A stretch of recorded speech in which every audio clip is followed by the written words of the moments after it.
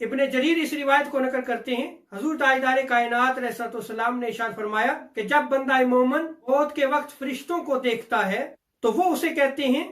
कि हम तुझे दुनिया में लौटा देते हैं। क्योंकि बंदा मोमिन की जिंदगी अल्लाह और उसके रसूल की इताअत में गुजरी होती है, सो वो बंदा मोमिन ये कहता है कि वो गमों का घर है, मैं दुनिया में क्यों वापस जाऊं, उसमें गम है और परेशानियों का घर है, मैं दुनिया की तरफ वापस लौट कर नहीं जाऊंगा।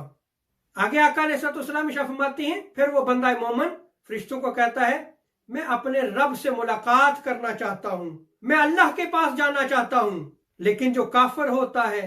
जब मौत के फरिश्ते आते हैं तो उस वक्त वो अफसोस और हसरत करता है,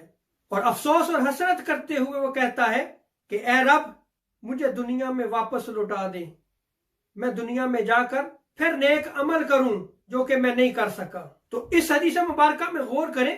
कि बंदा मोमिन की क्या शान है कि जब मौत का वक्त आता है